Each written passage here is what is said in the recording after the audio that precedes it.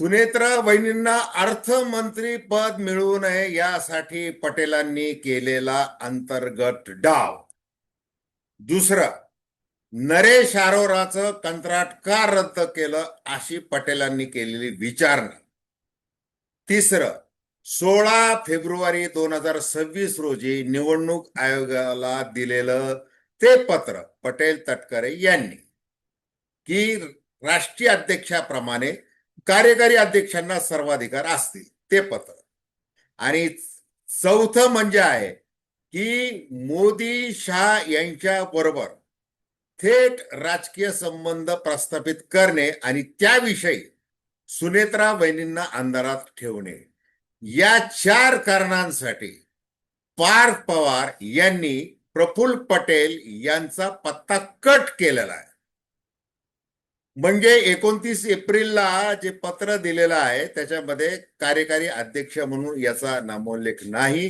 जो नामोल्लेख आहे किंवा जे काम म्हणून जे दिलेलं आहे ते राज्यसभेचे गटनेते म्हणून दिलेलं आहे. एवढंच झालेलं आहे. आणि सगळ्यात महत्वाचं म्हणजे खजिना जो आहे राष्ट्रवादी काँग्रेसचा, तो खजिना सांभाळण्यासाठी जे पूर्वी अजितदादा पवार असताना कार्यकारी अध्यक्ष म्हणून प्रफुल्ल पटेल आणि तिवारी नावाच्या खजिनदाराला जे अधिकार होते ते अधिकार आता पटेल यांना ठेवण्यात आलेले नाहीत. हे सगळ्यात महत्वाचं आहे. एकूणच प्रफुल्ल पटेल यांचा पत्ता कसा कट झाला आणि आता या क्षणाला ते का मौन बाळगून आहेत आणि शरद पवार यांच्याकडे सुनील तटकरे यांच्या मार्फत प्रफुल्ल पटेलांनी काय नेमका निरोप धाडला होता या संबंधी आपण थेट विश्लेषण करणार. नमस्कार, जय महाराष्ट्र. मी डॉक्टर अनिल फळे. माझी आपल्याला विनंती की चॅनल सबस्क्राईब करा, सबस्क्राईबचं बटन दाबावं, ऑल बेल आयकॉनचं बटन दाबावं आणि डिस्क्रिप्शन मध्ये व्हॉट्सअप कम्युनिटी जी लिंक दिलेली ती जॉईन करावी. हे बघा, शरद पवारांना सुनील तटकरे भेटले, काय बोलले? म्हणजे 3 वर्ष ते भेटले नाही. म्हणजे ज्या वेळेला जुलै 2023 मध्ये पक्षामध्ये मोठी फूट घडवून आणली, प्रफुल्ल पटेल, सुनील तटकरे आणि अजितदादा पवार यांच्या माध्यमातून जो काही दावा केला गेला आणि तो कायद्याच्या कसोटीवर मान्य देखील करून घेतला, चिन्हही आमचं आणि नावही आमचं, हे सगळं झालं. मग त्या वेळेला आम्ही जे काही कॉन्ट्रीब्यूट केलेलं आहे हा अजितदादांच्या नेतृत्वाखालचा पक्ष स्थापन करण्यासाठी, त्याचा विसर का पडलेला आहे? आणि मग सुनील तटकरे ज्या वेळेला 3 वर्षानंतर सिल्वर ओकवर जातात, शरद पवार यांच्या पायाशी लीन होतात आणि मग प्रफुल्ल पटेल आणि माझी काय वेदना आहे हे सांगण्याचा प्रयत्न करतात. आता पार्थ पवार यांनी पटेल आणि तटकरे यांचे फक्त पंख छाटलेले नाही, तर थेट देठाला हात घातलेला आहे. पदच म्हणजे 31 एप्रिलचं ते गाजणारं पत्र, ते कार्यक्रम केलेला आहे सगळा. म्हणजे तांत्रिक चूक आहे आणि जे मांत्रिकाच्या नादी लागून जे काही उद्योग चालू होते त्याच्यावर सगळा अंकुश. आता प्रफुल्ल पटेल यांना त्यांचं जे काही राजकारण आहे ते अर्थकारणाभोवती फिरणारं राजकारण आहे, ते व्यक्ती म्हणून. म्हणजे 2014च्या भाजपने जे काही चार्जशीट ठेवलं होतं कुणावर, प्रफुल्ल पटेल यांच्यावर, तेव्हा युपीएच्या सरकारमध्ये ते नागरी विमान वाहतूक मंत्री होते. एअर इंडियाला खासगी कंपन्यांना फायदा होईल अशा पद्धतीने विमाने लीजवर घेतले. यामुळे एअर इंडियाला मोठे नुकसान झाले. भाजपने 25,000 ते 30,000 कोटींचा घोटाळा केला आहे पटेल यांनी, असं म्हटलं होतं. आरोप 2006 मध्ये पटेल यांनी पदाचा गैरवापर करून एअर इंडियाला स्वतःच्या विमाने येण्याआधीच खासगी कंपन्यांकडून विमाने लीजवर घेतले, ज्यामुळे सरकारी कंपनीला भारी आर्थिक फटका बसला. भाजपने युपीए सरकारच्या ह्या भ्रष्टाचाराचं उदाहरण म्हणून प्रचारात वापरलं. नंतर नरेंद्र मोदी निवडून आले, अनेक हे आरोप अशा प्रकारे करू. आता दुसरं, इक्बाल मिर्ची 1993 मुंबई बॉम्ब प्रकरण, त्याच्यामध्ये प्रफुल्ल पटेल यांच्या कंपनीने मिलेनियम डेव्हलपर्स ही त्यांची कंपनी. 1993 मध्ये मुंबई बॉम्बस्फोटातील आरोपी आणि दाऊद इब्राहिमचा निकटवर्ती इक्बाल मिर्ची याच्या पत्नी कुटुंबाकडून मुंबईतील सीजे हाऊस वरळी मालमत्ता खरेदी व्यवहार केला. आणि मग अमित शहा यांनी प्रफुल्ल पटेल यांनी देशद्रोह केला असं त्यावेळेला म्हटलं होतं. खूप सांगण्यासारखं आहे. मुलाच्या नावावर आता विमान सेवा कंपनी आहे. त्याच्यानंतर गौतम अदानी, भारतीय जनता पार्टी, मग अनेक उद्योग तिकडे भंडारा गोदिया इकडे गोंदिया इकडे तिकडे ते सगळं चालू आहे. तो भाग वेगळा. आता नरेश अरोरा डिझाईन बॉक्स याचं कंत्राट रद्द करावं असं अजित पवार यांना वाटत होतं. मग त्याच्यावरून पटेल आणि अजित पवारांमध्ये वाद झाला. पटेलांचं म्हणणं होतं की ते कंत्राट आहे तसंच ठेवावं, पुढे आपल्याला गरज लागणार आहे, कारण आपण जे काही गुलाबी छटेतला जो काही प्रचार केलेला आहे तो आपल्याला चांगलं यश देऊन गेलेला आहे. अजित पवारांचं वेगळं काहीतरी म्हणणं होतं. आणि मग यांचं जोरदार कडाक्याचं भांडण झालं. असं कोणी सांगितलं होतं? हे रोहित पवार यांनी सांगितलेलं आहे. ते मी तुम्हाला सांगतो. तर ते असं एक झालेलं आहे. मग नंतर ते कंत्राट रद्द करण्यात आलं. अशा अनेक गोष्टी आहेत. म्हणजे ज्या वेळेला शरद पवार यांच्या बरोबर जे सावलीसारखे राहिले प्रफुल्ल पटेल आणि ते अजित पवारांना साथ देत बाहेर पडले, त्यावेळेला अनेक जणांनी आश्चर्य व्यक्त केलं. आणि प्रफुल्ल पटेल यांनी शरद पवार यांच्यावर तोंड सूप घेण्याची एकही संधी सोडली नाही. भलं ते असं म्हणतात ते माझे मेंटॉर कालही होते, आजही आहेत आणि उद्याही राहतात. ते माझे गुरु आहेत असं ते म्हणणार. दुसरीकडे काय सांगणार की भारतीय जनता पार्टी बरोबर सरकार बनवायचं, सत्तेमध्ये जायचं असं अनेकदा ठरलेलं आहे, होतं, आणि मी त्याचा साक्षीदार होतो असं प्रफुल्ल पटेल सांगतात. त्याच्या पुढे ते असं सांगतात, ज्याप्रमाणे शरद पवारांनी लोक माझा सांगती किंवा ऑन माय टर्म्स किंवा अनेक गोष्टी ज्या लिहिलेल्या आहेत त्याप्रमाणे मी देखील आता लिहिणार आहे.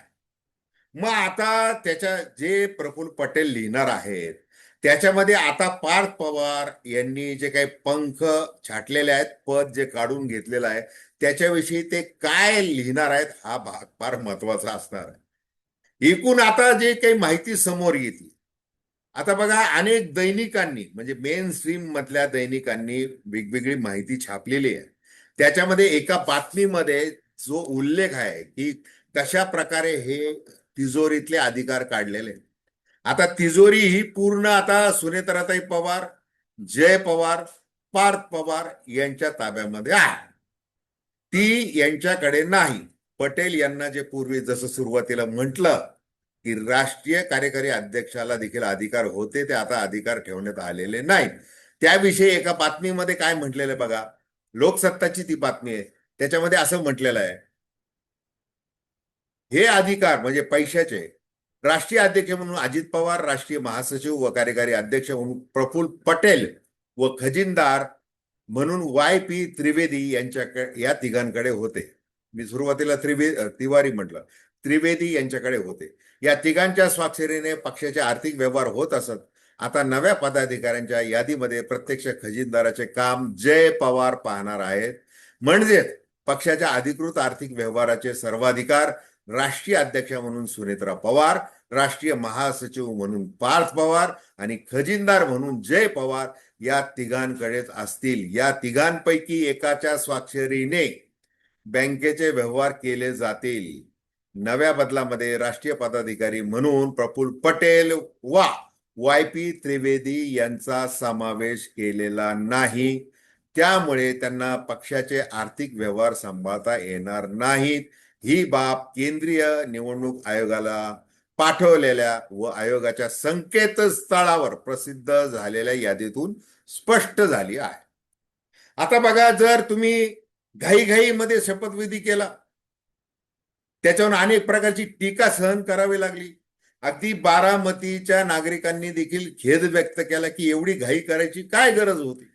पण पटेल यांना, पटेल स्वतःला, आणि त्यासाठी त्यांना गळ घातली जाईल ती शीर्षस्थ नेतृत्व भारतीय जनता पार्टीकडे.